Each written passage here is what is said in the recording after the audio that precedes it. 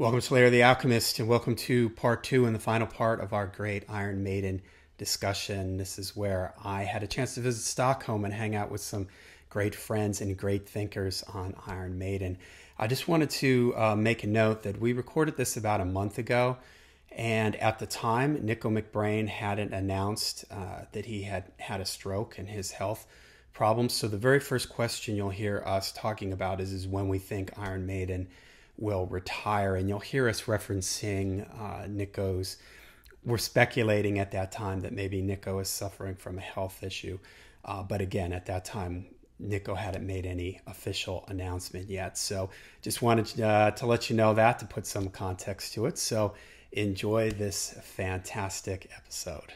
So along those lines, how long do they have? Yeah, how long do they have left? And this got me thinking this, Eric, because you guys were saying, somebody said Paul Di'Anno, and I think that so the question is, when do you think that they're going to retire? And you mentioned the singers, it got me thinking that I think Iron Maiden, I'll start this question. I think Iron Maiden is pretty self-aware of themselves. They wouldn't be a band that would go way past, everybody's like, these guys should have stopped 10 years ago. Kiss. Or they're not going to, or they're not going to do something where, Henrik and Matthias have talked about seeing Maiden and that, Nico's the oldest guy in the group, and it seemed like, maybe there's some, he's tired, or maybe there's a health-related thing it's making it a little more difficult for him. So I think that they're very self-aware, and that they would have a final tour, and it would truly be a final tour, and they would announce it, and I would love to see them, and I think that they're approaching that. I don't know if I just have this feeling that maybe we'll get one more studio album. Maybe one more studio album, and we're somewhere within 2 to 3 tours revolving around that studio album. And I would love to see them go out on their own terms. I don't want it to be because, God forbid, one of the guys passes away or something like that. I'd love to see them go out on their own terms and be able to maybe do something where Blaze comes up. It's a celebration of Iron Maiden. So for me, if I had to sort of roughly put a number on, I'm going to say it's going to happen in the next 3 years or so. That's what I'm going to say. Who started the last one? I started the last one. You started, so. Yeah, I think it, and I think even Bruce has said in interviews that it basically comes down to Nico. That if he's fit for it, then they'll do it. If he's not, then they will have to think about it at least. And it's also kind of known that there is a standby drummer, and that they've had for a while, Joe Lazarus, who knows the set, who knows the songs, he knows the guys. He's sort of in the family already, since his father was Steve Lazarus, who was the fan club director for many years, and he was in bands like Voodoo 6, I think. And in turn, Nigel Green was involved in Voodoo 6, I think, as well, who was the producer in Virtual 11.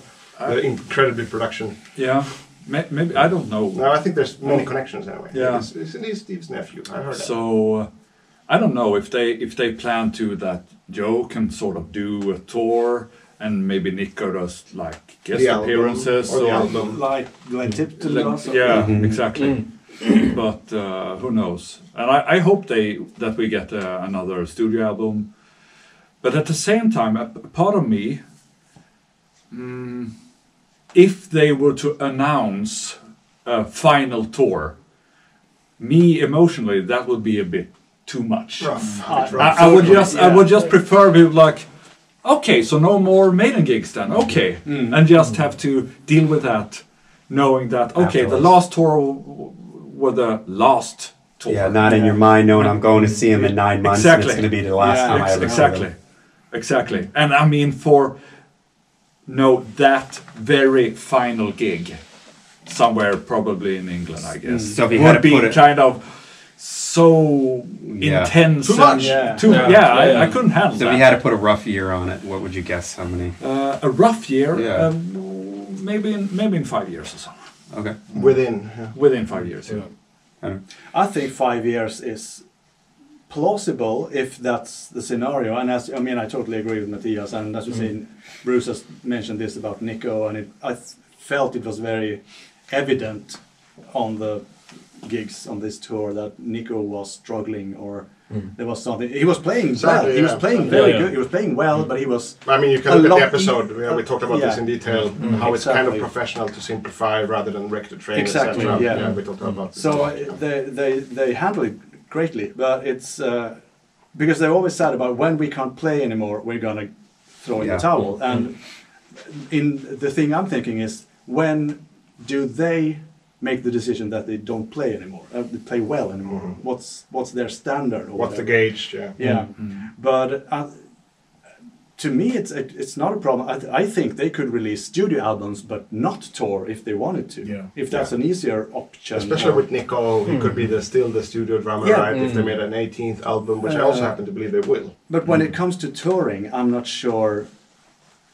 It's difficult to say. I mean, Do you think Iron Maiden could be a band though that just releases albums? No, they have a sounds different very- down the road. sounds very I weird. kind of Yeah. feel like it wouldn't be in them. That it's a whole Yeah, but look, package. Joe thing. on the road, Nico in the studio, it could work. But I'm almost sure if they are a band that would do that. No, I know where you're I coming think from, they're yeah. sort of too old school to do anything like that, and they're too aware of what they're doing. They wouldn't do a It's one of the best parts about the band. they would Yeah. never do anything that was half-assed No. in any sense. So five years sounds so strange because it's Not So that 5 far years is away. nothing. Yeah. Day after tomorrow, basically. Yeah. It's just from the first album to Lie After Death. Yeah. That's nothing. Yeah, and or it's In the like 80s, things happen in a different manner. I know. But I it's know. Book from of the- Souls to, it's from the first dates of the Legacy of the Beast tour till today. Yes. So it's nothing. When you put it that way. Right on. Jesus. Yeah. Emil? I'm gonna be slightly, I wouldn't say realistic, but considering that those words that were previously spoken, I'm gonna have to say, considering Nico and his apparent struggling in the last tour, basically, I would put my rough estimate that they would continue on as a live performing band for about 3 years.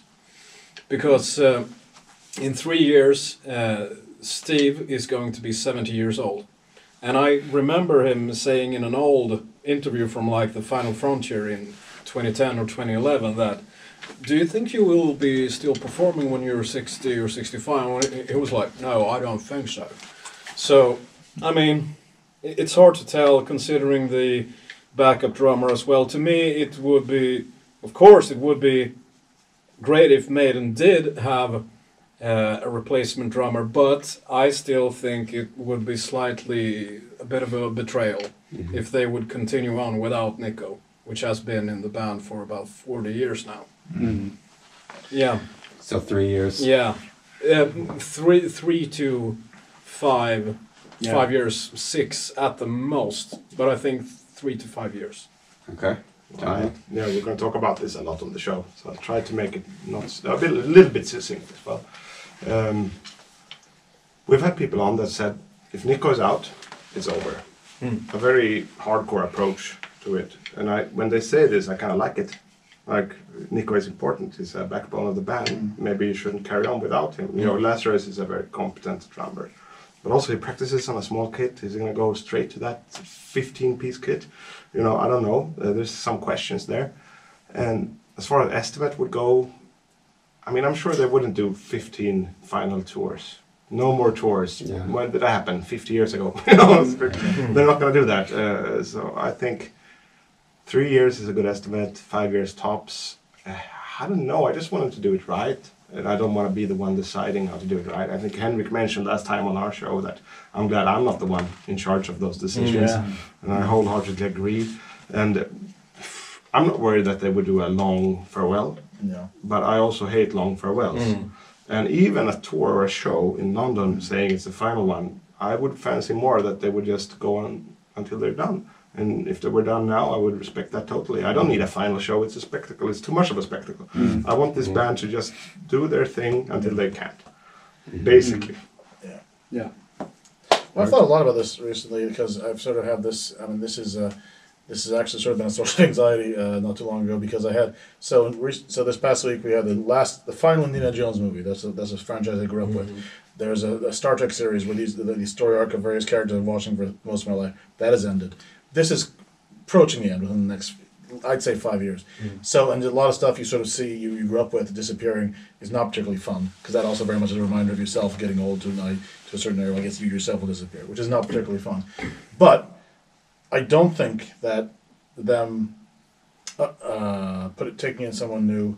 I don't know that's for us to say that's a betrayal because it's their thing. We can enjoy it, but it's that for them to decide if it's this does feel right to us. They do it the way, I mean, obviously the comparison could be Mick Mars and the Motley Crue.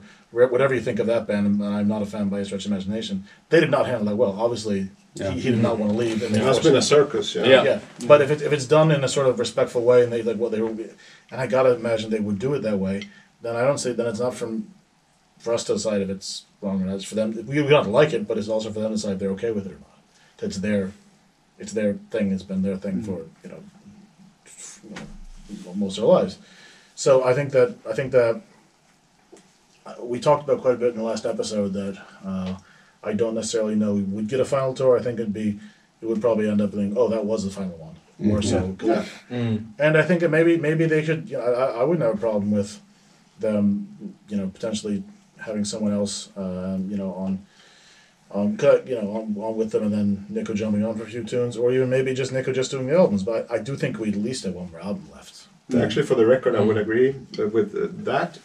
Like, I wouldn't be a guy that would say when Nico's done, the band's done. So I agree with that, and I also agree with both of you that I feel that there's an 18th album coming. I don't have any grounds to prove this, but I just feel that might happen. Well, if you listen to I think all of us who either have seen this tour live at this point or watched clips, everyone else is sounding amazing. I mean, Bruce is sounding great, better, and all the other guys are sounding great too. And Steve is obviously not slowing down. He's doing British Lion gigs almost every night. I mean, he's running in his grave probably. Yeah. So I think that I don't see them slowing down. Particularly, I think it's Nico that's the thing. And he also even said last year when he did. We discussed when you have this kind of show like the God willing thing, Yes, and he said way before that too. He said, "I will leave gracefully. You guys tell me when I'm slowing down because I will feel I'm going 100 miles per hour." Now my sort of he said, "If you feel me slowing down, because I'm not going to feel it, right?" No. He said, "I will leave gracefully." And that was many years ago. If you look at just a quick, I'm sorry to hijack this so long, but what I've done is almost every gig I've looked at the clip of the beginning of the Trooper. Because there's a certain the role he does in the beginning. He hasn't done that. But if you look just at last year. At the end, though. He does at the end, but the last year when they did, he was fine doing it. So either, but arthritis and stuff. He also there's no other profession where you expect someone to be, at the top of their game. Yeah, at 70. I don't know, like in the professional sports, how old is Tom Brady? He's in his 40s. Yeah, he's ancient compared to people. You don't continue into your 50s. Yeah. No. Even. No, so I think that sort of, it's also sort of the thing I mentioned earlier. People growing up with this and having it as sort of something sort of very fixed point in their life, expect it to be the same all the way through, and it's not going to be the case. That everyone gets older, and they're older too. So yeah. Okay, last question, and it's sort of a two-part, but they lead into each other. What was your first Iron Maiden song, and what was it about that song that turned you into an Iron Maiden fan? Emma, we'll start here and go this way. Oh, I think the first Iron Maiden song I ever heard was Out of the Silent Planet. When it became a single and the video was on heavy rotation on Swedish television on Vox Pop. Vox Pop, yes. So that was the one that turned me into Iron Maiden. My older brother, who I used to play with when I was younger, he was a guitar player, and we went heavily into Iron Maiden after that, with compilations albums with the Best of the Beast and stuff like that. But I remember Out of the Silent Planet being the first track that I clearly remember. What was it about that when you heard? How did it turn you into a fan? Maiden. Just Maiden. It's interesting. We played that one a few times. Yeah. And I thought it was always for our singer, Sarah. Yeah. But then it's kind of for you as well. Henry? Sort of. Yeah, well, it's going to be a few different songs because the first song I heard that I knew to be Iron Maiden, and they told me was Iron Maiden, was The Prisoner, and I only heard that spoken intro, and it was very. It was so different to the ABBA stuff I was listening to. Yeah, and I knew I liked that, but I didn't really. It was a lot older cousin that had this on a tape. And then there was a compilation album released in 1980. What's the one with the heavy metal album? 84, I think it was. Yeah, and that one was, believe it or not, someone bought it, recorded it on a tape, and the tape was played in the bus going to school. And that's where I heard "Run to the Hills" and "Sanctuary." That's so odd. It's so weird. Yeah, in the countryside, right? Yeah, Yeah, very so countryside. Yeah. Well, great. Sweden is great. Yeah. So and I knew that I really liked that, and that's when when my mother was then subscribed, to this sort of like Book of the Month club stuff, and they had a music section, and Live to Death was just released, and I just saw Iron Maiden, and I sneakily checked that box so that album would be ordered, and she with the cover art as well. Yeah, with the cover art. Yeah, probably my favorite. So that was the 2-step or 3-step rocket into Iron Maiden for me. So. Nice. The simple answer is I don't know which Maiden song that turned me into an Iron Maiden fan. We can exclude a lot of songs. Yeah, we can exclude a lot of songs. But I think, since I know that Peace of Mind was the first album I heard, and when they did the Dortmund show in '83, I was well aware of that Iron Maiden was going to be on that. It was broadcasted on Swedish television around Christmas, 18th December. But it was the year after. It was '84. It was broadcast. Was it? Yeah. What? Yeah, but I mean, you knew about Maiden when it was broadcast, so of course. Yeah. Yeah. So I had. It must have been something off. Peace of Mind, and I know that my first favorite song with Iron Maiden was Flight of Icarus. Okay. Which isn't really a typical Iron Maiden song, is it? It's quite different. So good, though. Yeah, It's Kind of Dio, Holy Diver. it's very Dio-ish. Yeah. So I don't know, just the pure quality of the songwriting turned me into a Maiden fan for life. Okay.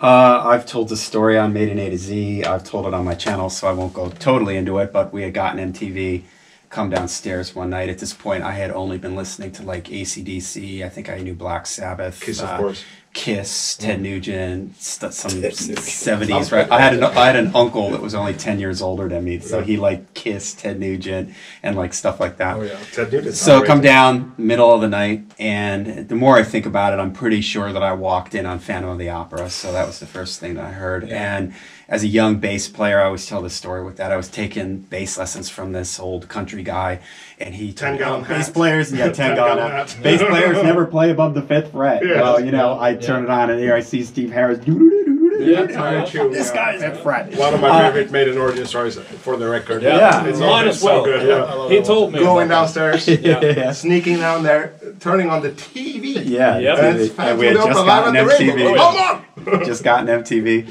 And for me, what I heard in it was that I wasn't hearing. I don't think I had discovered Judas Priest yet. So it was faster than anything that I had heard at that point. I was aware of Motorhead, but this was clean fast. Motorhead to me was sort of like messy fast. Dirty at the least. So yeah, I had never heard anything like it, and it also has a little bit of a classical, Gothic time period like vibe to it with the scales and the notes and everything. So that just made an immediate impression on me, and I was like, okay, I got to get rid of this bass teacher. I got to find something, and it just changed the way I thought of it. I was a fan, instantly. In that moment, I could. Snapshots of my life, that goth girl at the mall I was telling you about earlier, and coming down in that middle, sneaking down and turning on that TV and just, I want to see what's on that new thing called MTV. And Right. It was brand new. What is Brand this? new. Just being like blown away. So Yeah, they played a little bit in the beginning, I've heard. Yeah, they did, yeah. So this, I don't know if this is necessarily, this just sticks out in my memory from, so way back when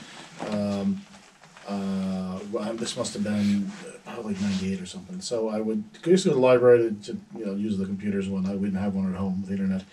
And if you went onto MTV's website, there's snippets of videos.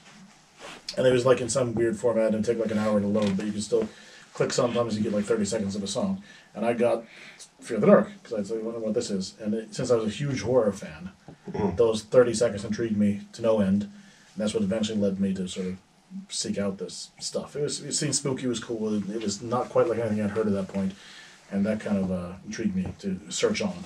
And then I did. Apparently, I did, because here we are. Oh, that's a different version. Was it the live version? Well, yeah, the live version. It would have been a live version. Yeah. No, that necessarily. That might, again, I don't. We got another origin story on our show. Yeah. So we might need to update. Well, I just remembered this not too long ago. Yeah, so, yeah.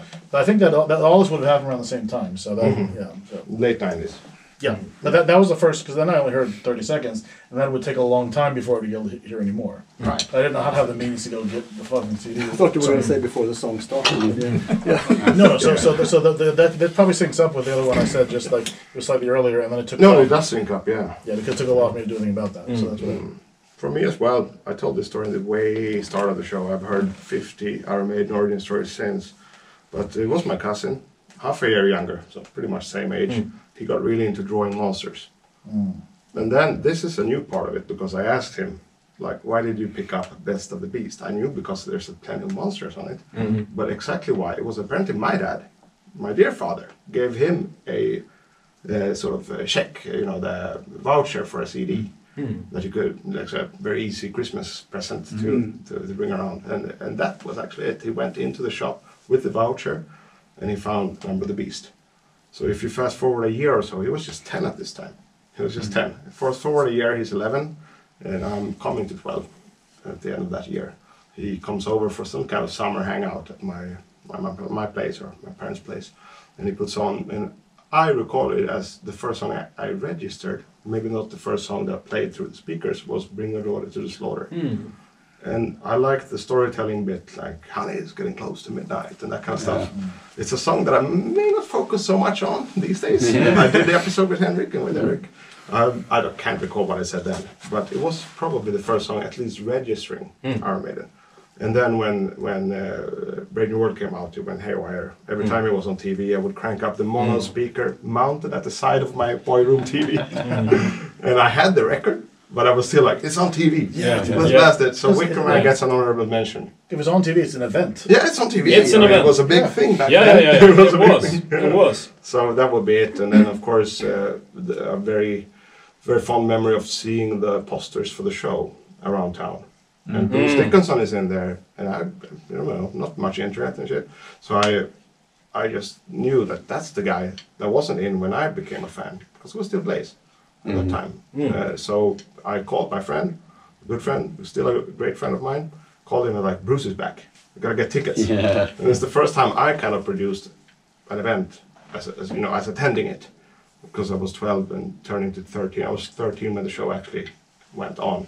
And it's probably one of the most important dates of my life, most likely. So you went to the 99 show? No, the 2000 show. Okay. Eric went to the 99 show. Oh, yeah. I think it was 2001 that was the Stadium. Stadium, yeah. We had seating tickets, but back then was before the Roskilde accident, so we could go down anyway, even though we had those tickets. It was right before, actually. Incredibly important moment in my life, for sure. I think without that moment, I'm not sitting here, probably. But it's still Bring Your Daughter. That was the first song. And I told you what I liked about it. It's the storytelling part. Nice. All right. Well, I'd like to thank you guys for being on the video, having me here at your space. Thanks here. for having us. Yes, this was an Great absolute questions. blast. So, Eric, Jonathan from Maiden A to Z. Jonathan and Emil have an Iron Maiden tribute band called Infinite Maiden. And an original band and that you play bass in. Jonathan and Emil and me play some songs in Jonathan's original band called Astral Guard, not yet released, but I've decided to say that out loud now. All right. Astral Guard it is. Yes. All right. And Henrik and Matthias from Dead Cosmonaut and the YouTube channel Maiden Stockholm. Thank you, all you guys. This was an absolute blast. This is so much fun to do this here live. We've all done shows. Emma, this is the first time I've met you, but the other guys, we've done shows together, and to be here. You crossed the Atlantic, dude. Yeah. You did. This is very Come special. all the way here Yeah. to do this. Right, and I have a plane to catch, so till we see you again, make sure you stay heavy, stay metal, up the irons! Right, yeah. Oh, I should have probably just. Oh, did it record any of that? No. Do you actually have a plane? It did. All right, guys, see you later. No, because I don't feel done yet. I have a beer to catch, I think. Yeah. Yeah. I don't